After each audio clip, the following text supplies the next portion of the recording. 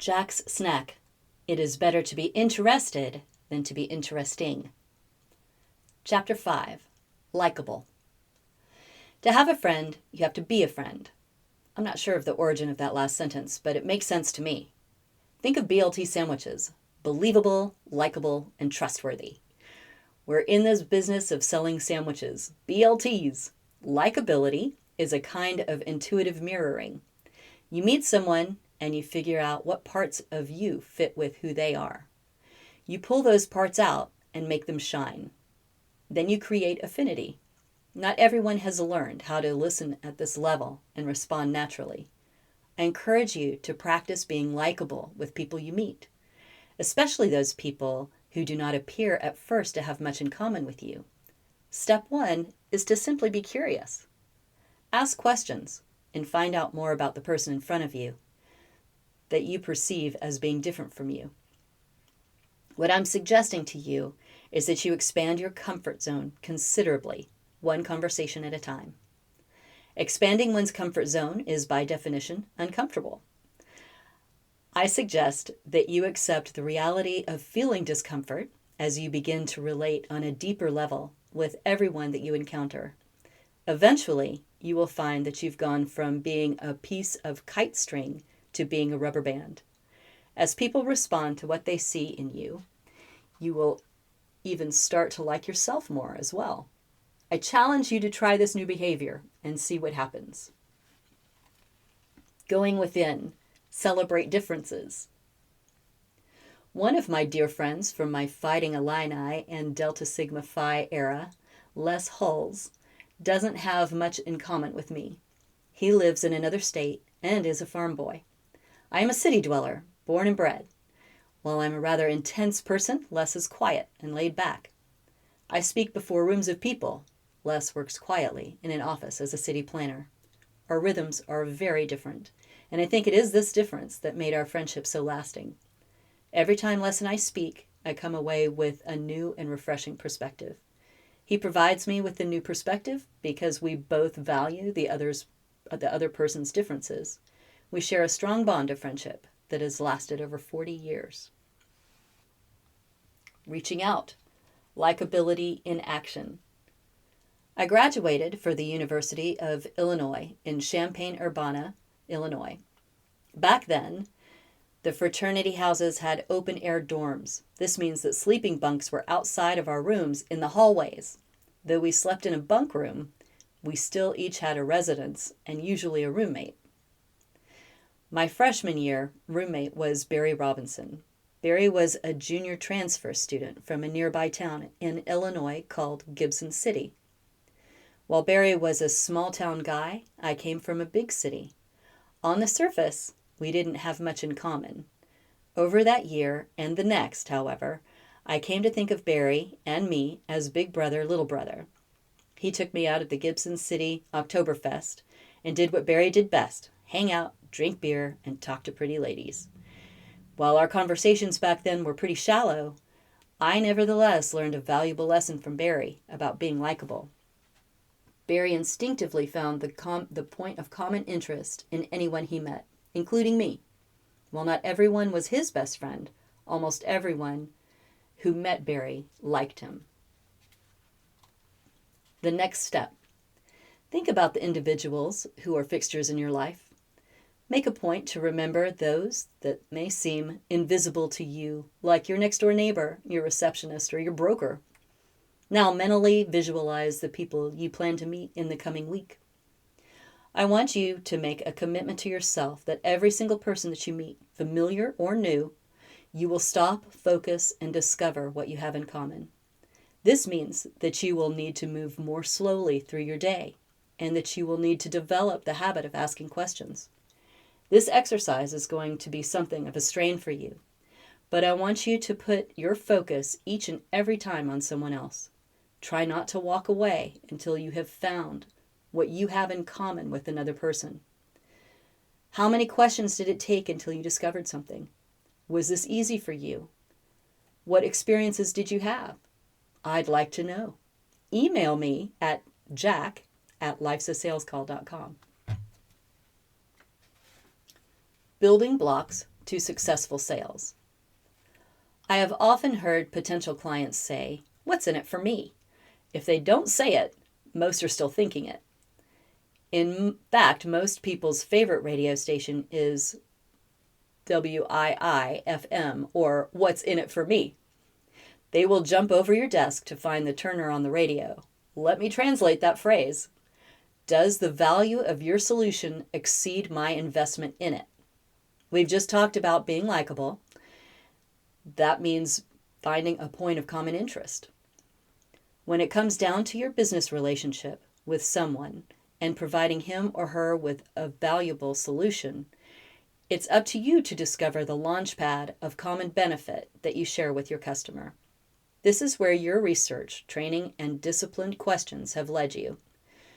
They have led you to the point of fully understanding your customer's needs, enough to propose a solution for it that will prove so valuable to them that it will be worth the money they invest.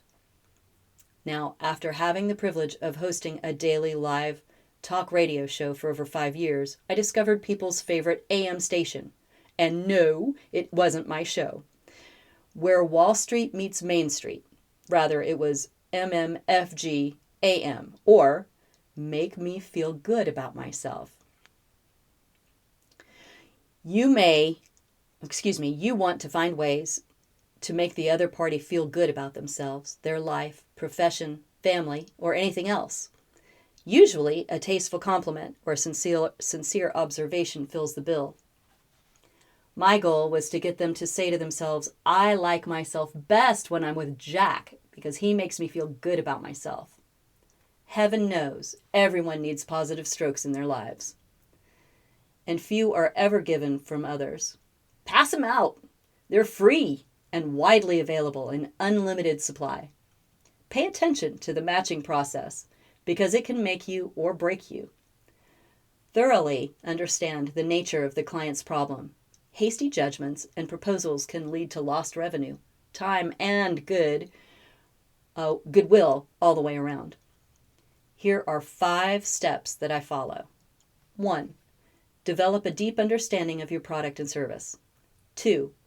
Determine the advantages of what you have to offer. This usually includes understanding your competitors' weak points. 3.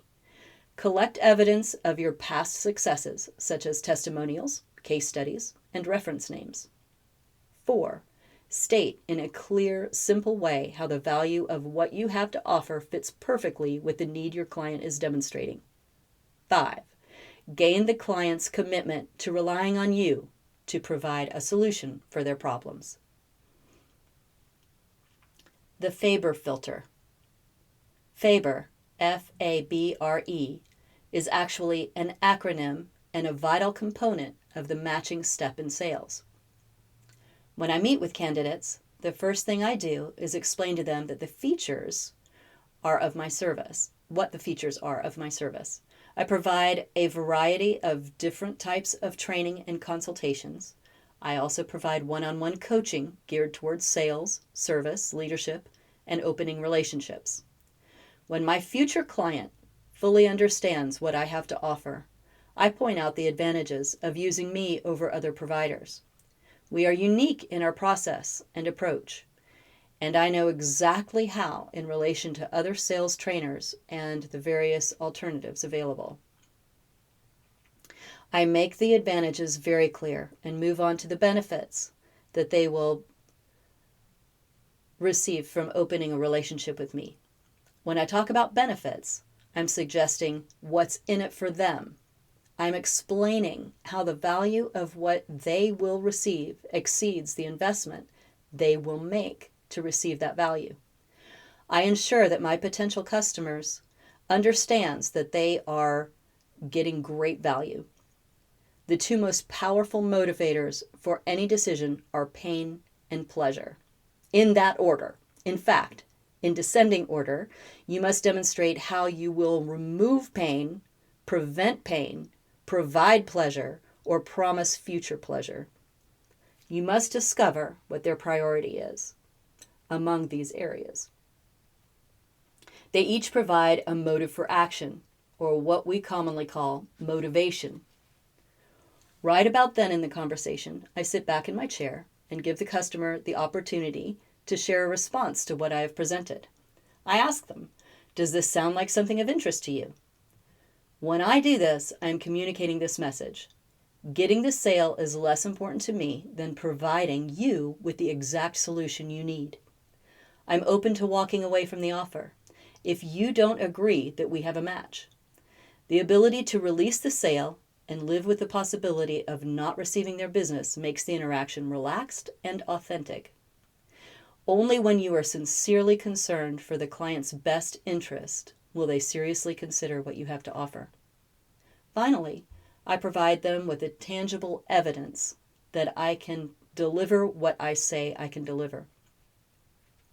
I give them names and phone numbers of happy customers, show them testimonial letters, as well as company progress reports, showing increases in sales following my training.